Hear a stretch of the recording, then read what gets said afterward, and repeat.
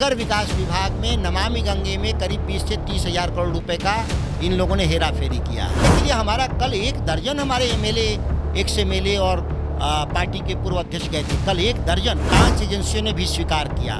मैं सबौर कृषि विश्वविद्यालय का कहा, उसमें सीएजी का रिपोर्ट आ गया कि ये फेक इनकाउंटर नई सरकार की नई परंपरा। लालू प्रसाद जी के राज में नई रिपोर्ट बना है, यह मोदी के राज में ईडी के द्वारा बना है। 1 लाख करोड़ बिहार के विकास के नाम पे कर्जे लिए गए, वह लूट लिए गए चंद अधिकारियों और नेताओं के द्वारा, और कर्जे बिहार की जनता को भरना पड़ा। हम लोग जो लड़ाई लड़े हैं भ्रष्टाचार पर, वो धीरे धीरे बिहार में सबके सामने में आया है। कि बिहार में इन दिनों कई ऐसे मामले हैं जिसको लेकर विपक्ष लगातार सवाल कर रहा है, चाहे बात करें ऋषु श्री का मामला हो या फिर बात करना हो एनकाउंटर को लेके।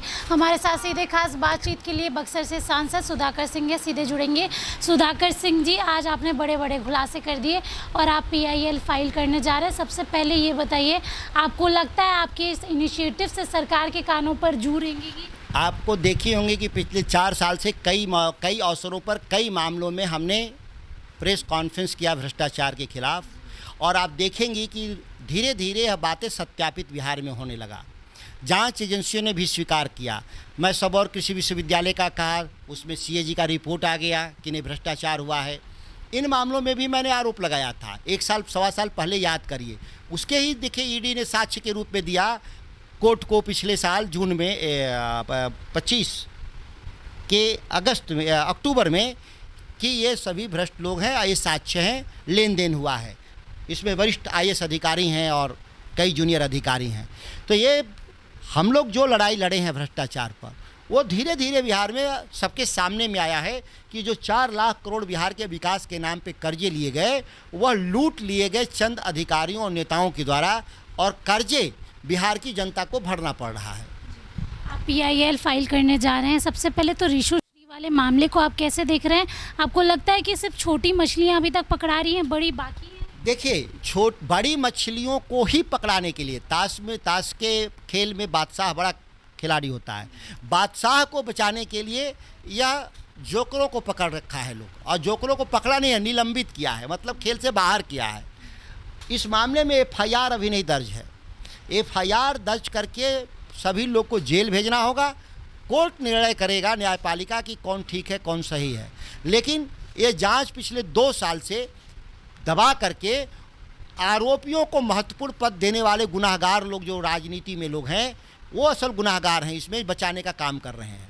जहाँ आप एक तरफ कह रहे हैं कि बहुत बड़े बड़े लोग संलिप्त हैं, तो दूसरी तरफ आपके ही नेताओं को खलनायक कहा जा रहा है। खुले मन से कई नेताओं ने कह दिया सत्ता पक्ष के कि लालू यादव खलनायक है। ये लालू प्रसाद जी के राज में नई रिपोर्ट बना है, यह मोदी के राज में ईडी के द्वारा बना है रिपोर्ट, जिसमें दिखाया है कि केवल नगर विकास विभाग में नमामि गंगे में करीब 20 से 30 हजार करोड़ रुपए का इन लोगों ने हेरा फेरी किया है, और बाकायदा एक एक मामले में 72 करोड़ रुपए कमीशन लिए हैं लोग। 2 से 3.5%, 5 से 7%, 2 रेट इन लोग का था। और सभी कंपनियां गुजरात की कंपनियां हैं जिनसे इन्होंने घूस लेने का काम किया। और कौन कौन IAS, इसमें 9 IAS अधिकारी लिए हैं घूस, सबका बाकायदा नाम लिखा हुआ है। प्रमुख नामों की बात करें, कौन सा ऐसा सबसे? आनंद किशोर, संतोष कुमार मल, धर्मेंद्र कुमार, सुनील कुमार यादव जैसे कई अधिकारी, अभिलाषा शर्मा, योगेश सागर तो निलंबित ही हैं, ऐसे अधिकारी, अमरिंदर सिंह जैसे लोग इसमें शामिल हैं, जिसमें इन्होंने पैसा लेने का काम किया है। जिस तरीके से भरत तिवारी एनकाउंटर हुआ, उसको कैसे देख रहे हैं? आप ये मानते हैं जो भी सिस्टम के आगे खड़ा रहेगा उसको शायद सिस्टम से ही बाहर निकाल दिया जाए? देखिए, ये फेक इनकाउंटर नई सरकार की नई परंपरा थी, और पिछले 2-3 महीने में 13 फर्जी इनकाउंटर या 27, आज कुछ 27 का रिपोर्ट आया है, ये कर रहे थे। और आप इनका मन बढ़ते बढ़ते बेगुनाह लोगों को भी मारना शुरू कर दिया, और गुनाह भी तय करने का अधिकार कोर्ट को होता है, ना कि किसी पुलिस को या किसी नेता को।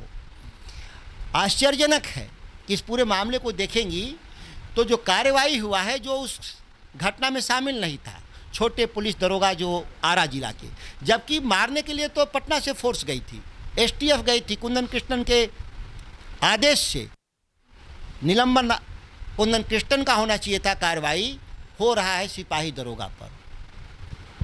नेता प्रतिपक्ष क्यों नहीं जा रहे, वो क्यों नहीं सामने आ रहे और कुछ बोल क्यों नहीं? नहीं, उन्होंने बोला, सामने आके बोला प्रेस कॉन्फ्रेंस के। परिवार से मिलने के लिए हमारा कल 1 दर्जन हमारे एमएलए, एक्स एमएलए और पार्टी के पूर्व अध्यक्ष गए थे, कल 1 दर्जन। नेता प्रतिपक्ष की तो भूमिका अलग होती है ना। नेता प्रतिपक्ष हर इस तरह के गुनाह को रोकने के लिए तैयार खड़ा है और हमेशा वो लड़ने के लिए कहा, बिहार के लोगों के लिए किया है। नेता प्रतिपक्ष जिस तरीके से सत्ता पक्ष के लोग पूरे बिहार में गंदगी फैला रहे हैं, हम लोग को दिन भर केवल सफाई, उनके फैलाए गए हुए गंदगी को सफाई करने में लग रहा है। चलिए देखिए, इस तमाम मुद्दों पे बातचीत कर रहे थे, चाहे वो बातचीत हो रिशु श्री मामले को लेकर या बातचीत करना हो भरत तिवारी मामले को लेकर। विपक्ष एकजुटता के साथ खड़ा है और सीधे तौर पे विपक्ष का कहना है कि इंसाफ तो ज़रूर मिलेगा। सहयोगी प्रशांत के साथ स्नेहा गुप्ता, NBC 24 पटना।